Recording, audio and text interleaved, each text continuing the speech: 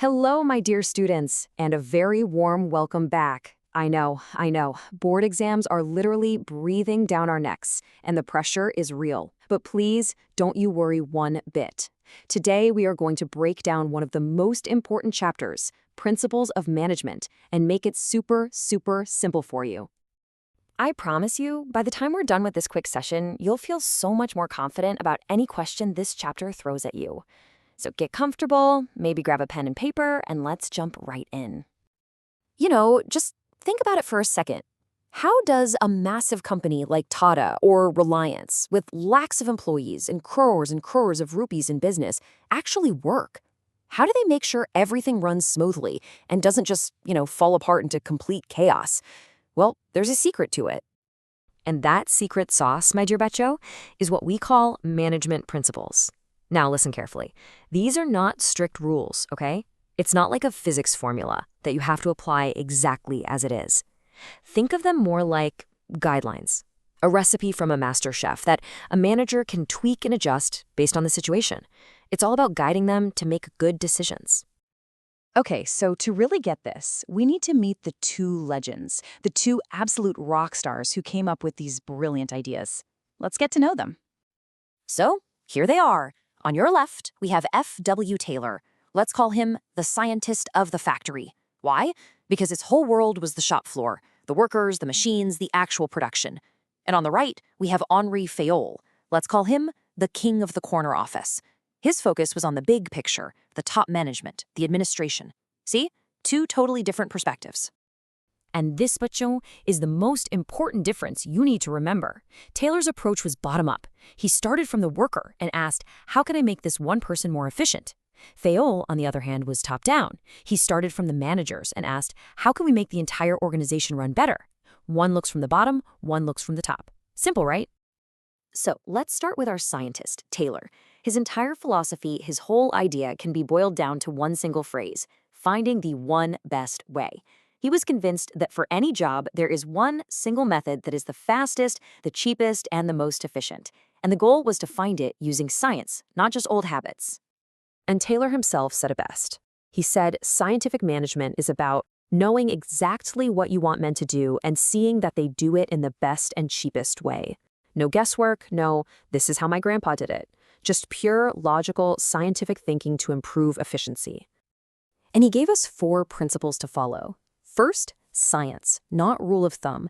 Use data, not just intuition. Second, harmony, not discord. Managers and workers need to be friends, not enemies.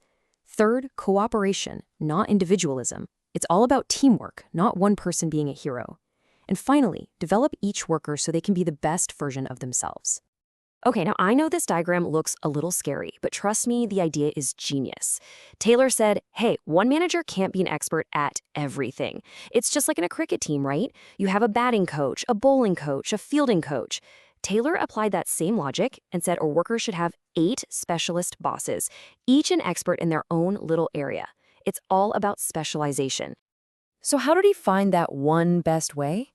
He used these cool techniques called work study. He'd do a method study to find the best way to do the job, a motion study to remove any useless movements, a time study to decide how long a job should ideally take, and even a fatigue study to figure out the perfect number and length of breaks. So scientific. But how do you motivate the workers? Well, Taylor had a simple answer: money.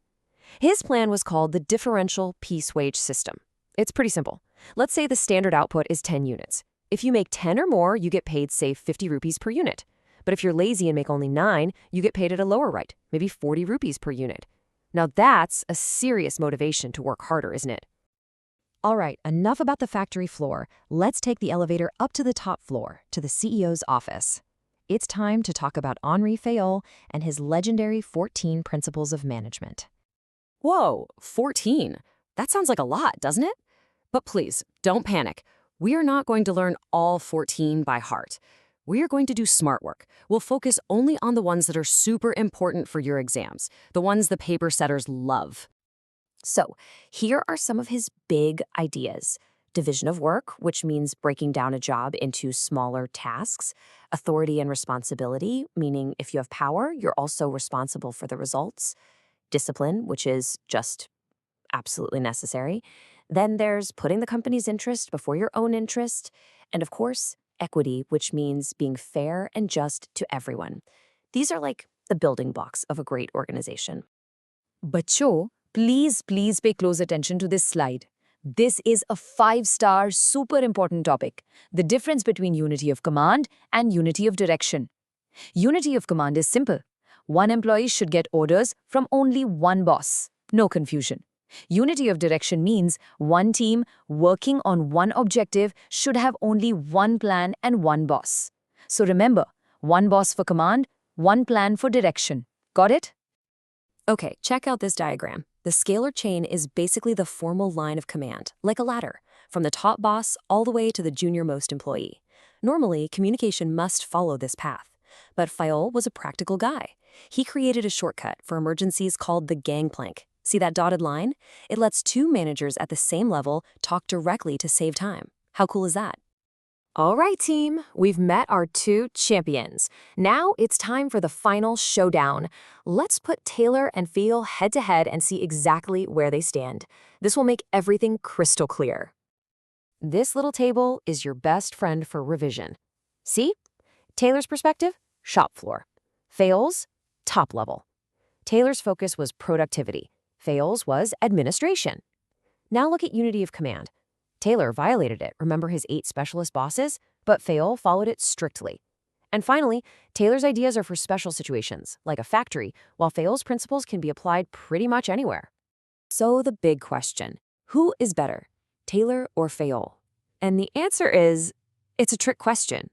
Neither's better. They are both winners. They don't contradict each other. They complete each other. Think of them as two sides of the same coin. One looks at the workers, the other at the managers. Together, they give us a complete view of management. Whew, we've covered so much. So before we finish, let's create our final exam master plan. This is your ultimate quick recap slide, so let's focus for one last minute. Here's what you absolutely must remember. 1. Principles are flexible guidelines, not rigid rules. 2. Taylor means scientific management, factory floor, one best way. His key techniques are functional foremanship and work study.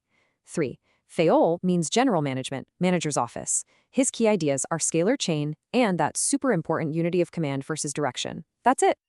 So now you know the secrets of these two great management gurus. You have the knowledge. You have the understanding. Tell me, are you ready to tackle any case study, any question your exam paper can possibly throw at you? Yes, of course you are. You have worked so hard, and you've studied so smartly. Please believe in yourself. You've totally, completely got this. From my side, all the very, very best, Bachcho. Now go into that exam hall and just rock it. I'll see you in the next one. Bye-bye.